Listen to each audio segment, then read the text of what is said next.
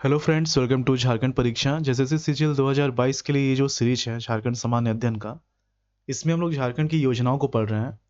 Last class में हम लोगों ने ऑब्जेक्टिव क्वेश्चन देखा था।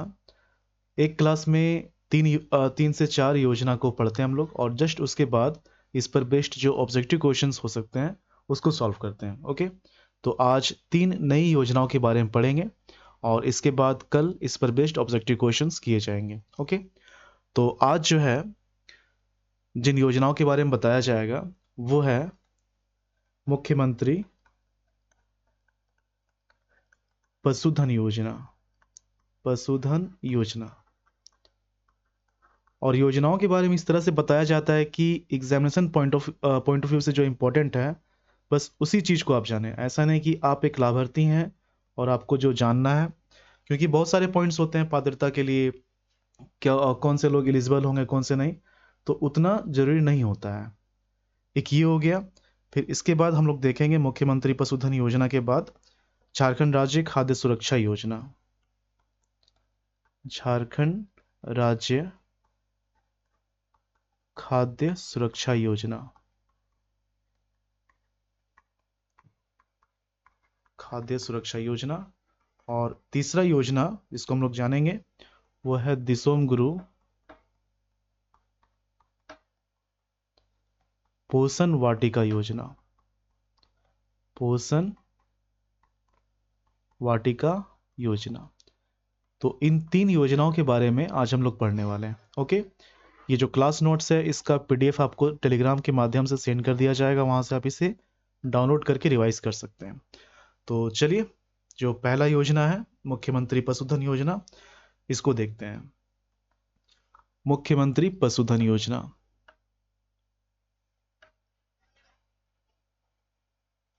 मुख्यमंत्री पशुधन योजना। पशुधन योजना। हर दिन 3 से 4 योजनाओं को हम लोग पढ़ रहे हैं। इस तरह से काफ़ी स्कीम्स झारखंड सरकार के पढ़ लिए जाएंगे एग्जामिनेशन आते आते।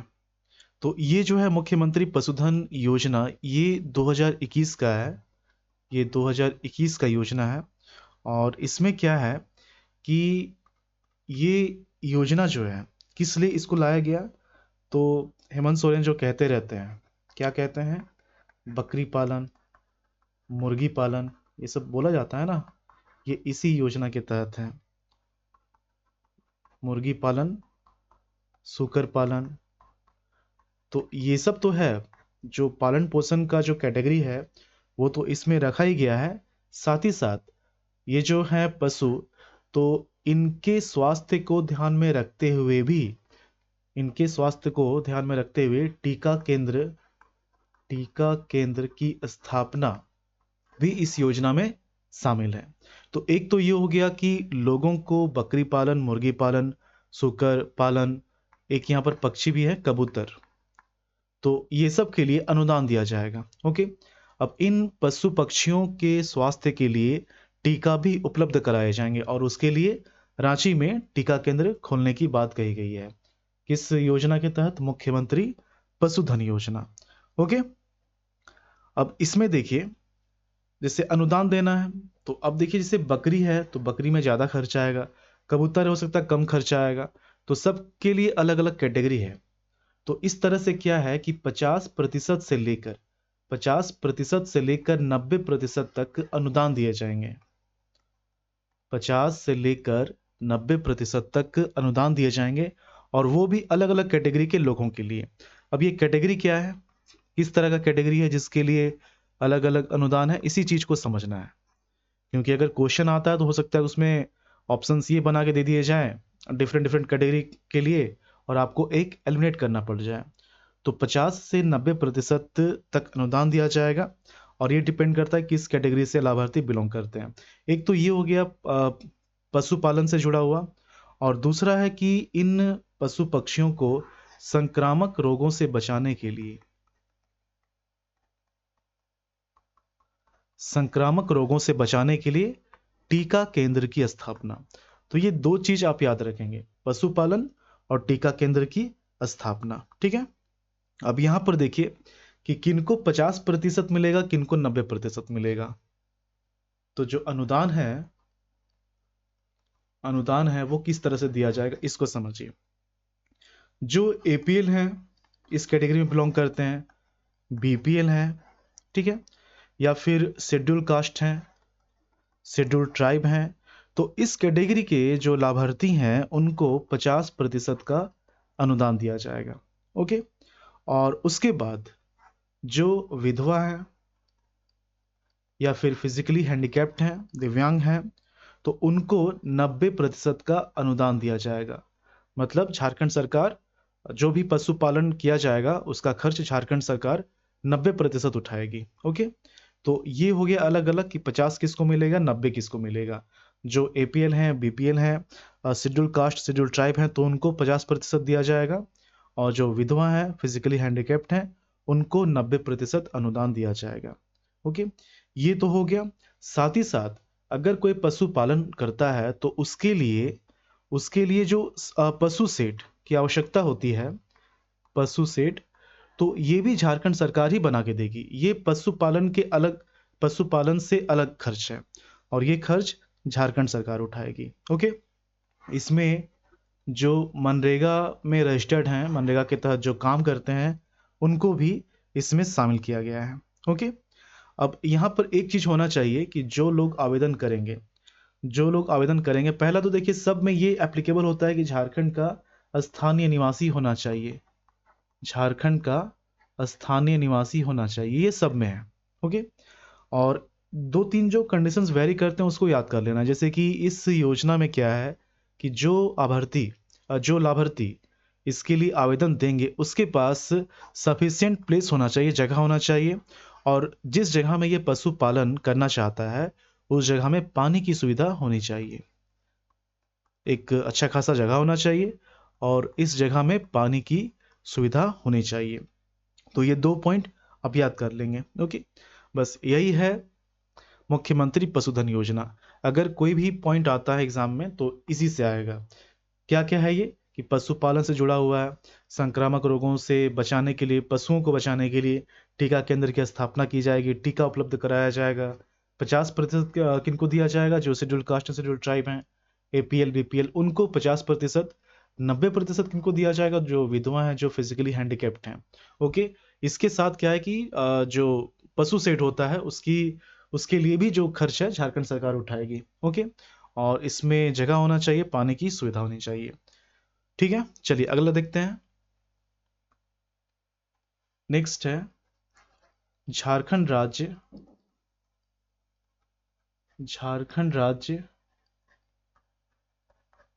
खाद्य सुरक्षा योजना। झारखंड राज्य खाद्य सुरक्षा योजना, ये जो है वैसे तो कैबिनेट से इसको सितंबर 2020 में ही मंजूरी मिल गई थी। एक ये डेट हो गया। और इसमें क्या है कि इसका लाभ मिलना स्टार्ट हुआ 15 नवंबर से, 15 नवंबर 2020। तो दोनों डेट आप याद रखेंगे और दोनों ही अगर ऑप्शन में होगा तो आप इसे टिक करेंगे, सितंबर 2020। ठीक है। इसके लिए क्या है कि कैंप लगाकर इसका लाभ दिया जा रहा था। और इसमें क्या है कि 1 रुपए प्रति किलोग्राम,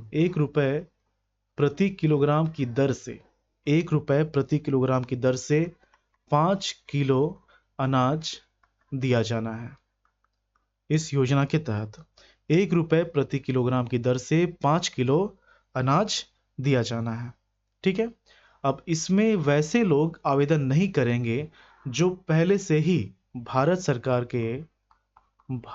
सरकार का जो खाद्य सुरक्षा अधिनियम है, खाद्य सुरक्षा योजना, खाद्य सुरक्षा अधिनियम, तो जो इसमें रजिस्टर्ड हैं वो इसके लिए आवेदन नहीं करेंगे। मतलब उनको आवेदन नहीं करना है, ऐसा नहीं कि उनको लाभ नहीं दिया जाएगा, उनको अलग से आवेदन नहीं करना, वो ऑटोमेटिक इसमें शामिल हो जाएंगे। ओके। तो ये एक पॉइंट याद रखना है कि इनको अलग से आवेदन नहीं करना है। उसके बाद जो भी इसके आवेदक होंगे जिनको लाभ दिया जाएगा, जिस तरह से राशन कार्ड होता है, जिनको अनाज मिलता है राशन कार्ड के तहत, तो इसी तरह से इसमें भी एक कार्ड बनाया जाएगा। ये हरा रंग का कार्ड होगा। हरा रंग का कार्ड बनाया जाएगा, बस इस योजना को इंडिकेट करने के लिए कि ये व्यक्ति इस योजना से जुड़ा हुआ है। ओके, अब यहाँ पर पात्रता इंपॉर्टेंट है कि कौन कौन से लोग इसके लिए एलिजिबल हैं, इसको आप समझते चलिए। देखिए कौन कौन से लोग एलिजिबल हैं। पहला तो वही मूल निवासी होगा जो झारखंड के मूल निवासी हैं, ये सब में कॉमन है। ओके, मूल निवासी होगा। दूसरा है कि जो आदिम जनजाति हैं, झारखंड में रह रहे हो, आदिम जनजाति हैं, देखिए ये कब एप्लीकेबल होगा, अगर मूल निवासी है तो वो तो ऑटोमेटिक इसमें आ गया। आदिम जनजाति है, चाहे वो मूल निवासी हो या नहीं, तो वो इसके तहत फायदा ले सकता है। ये हो गया। तीसरा हो गया कोई विधवा है, ओके, या फिर डिवोर्सी कोई है जिसको बोलते हैं परित्यक्ता, डिवोर्सी बोलना, या फिर ऐसा बोल सकते हैं कि जिनको छोड़ दिया गया, त्याग दिया गया है। ओके, ये हो गया। जो ट्रांसजेंडर हैं, फिजिकली हैंडिकेप्ड हैं, वो भी इसके लिए एलिजिबल होंगे, और फिजिकली हैंडिकेप्ड हैं 40%। ये हो गया। इसके साथ साथ ऐसे व्यक्ति जिनको गंभीर बीमारी है, तो बीमारी किस तरह का गंभीर आप किसको बोलेंगे, जैसे कि कुष्ठ रोग हो गया या फिर एड्स हो गया, तो इस तरह की बीमारी से जो जूझ रहे हैं उनको भी इसका लाभ दिया जाएगा। जो वरिष्ठ नागरिक हैं, जो बुजुर्ग हैं, और ऐसे बुजुर्ग, सभी लोगों को नहीं, ऐसे बुजुर्ग जो अकेले रहते हैं, जो अकेले रहते हैं, एकल परिवार में रहते हैं, उनको इस योजना का लाभ दिया जाएगा। ओके, इसके साथ साथ यहाँ पर एक कास्ट का रखा गया कैटेगरी कि जो शेड्यूल कास्ट हैं, शेड्यूल ट्राइब हैं, वो भी इस योजना का लाभ ले सकते हैं। जिनके पास घर नहीं है, जिनके पास घर नहीं है, वो भी इस योजना के लिए लाभ ले सकते हैं। फिर जो श्रमिक हैं, कंस्ट्रक्शन वर्कर हैं, जो दिहाड़ी वाला काम करते हैं, तो वो भी इस योजना का लाभ ले सकते हैं। तो यहाँ पर पात्रता जानना इंपॉर्टेंट था, क्योंकि इसमें जो है एक पॉइंट तो हो गया ये कि 1 रुपये प्रति किलो की दर से 5 किलो अनाज दिया जाएगा, हरे रंग का कार्ड दिया जाएगा। जिन्होंने भारत सरकार के खाद्य सुरक्षा अधिनियम में रजिस्टर करवा रखा है, उसको अलग से इसमें रजिस्टर नहीं करना है। ओके, अब ये सब पॉइंट्स के अलावे ये सारे पॉइंट्स जो हैं ये इंपॉर्टेंट हैं, तो इसे आप याद करेंगे, याद रख लेंगे। ओके, अब यहाँ पर क्या है कि कौन से लोग एलिजिबल नहीं हैं, कौन से लोग एलिजिबल नहीं हैं, इसमें भी 2-3 पॉइंट इंपॉर्टेंट हैं। जो एलिजिबल नहीं है, एलिजिबल नहीं है, तो 1-2 पॉइंट तो ये हो गया कि जिनके पास अच्छी खासी जमीन है। जैसे अगर सिंचाई की बात की जाए तो सिंचाई युक्त जो जमीन है, अगर 5 एकड़ या 5 एकड़ से ज़्यादा है तो वो इस योजना के तहत एलिजिबल नहीं होंगे। ओके, दूसरा कि चलिए सिंचाई युक्त नहीं है, बहुत सारे ज़मीन ऐसे हैं जो कि सिंचाई युक्त नहीं है, लेकिन उसका जो अमाउंट है वो कितना है, 10 एकड़, 10 एकड़ या उससे अधिक है, तो वो भी एलिजिबल इसमें नहीं होगा। ठीक है, ऐसे व्यक्ति जिसके घर में गवर्नमेंट जॉब है, चाहे वो सेंट्रल गवर्नमेंट का हो या फिर स्टेट गवर्नमेंट का हो, तो वो भी इस योजना का जो है लाभ नहीं ले पाएगा। एक यहाँ पर याद करना है कि जिनके घर में गाड़ी है, अब ये गाड़ी चाहे 2 व्हीलर हो या फिर 4 व्हीलर हो, तो वो भी इस योजना का लाभ नहीं ले सकते हैं। तो ये 4 पॉइंट हो गए हैं जो कि इस योजना से थोड़ा प्रोहिबिट करता है उन लोगों को। तो ये आप याद कर लेंगे और ये सारे पॉइंट्स याद कर लेंगे, बस क्वेश्चन आएगा तो यहीं से आएगा। ओके, चलिए अगला देखते हैं।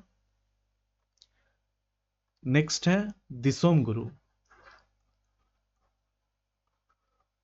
दिसोम गुरु पोषण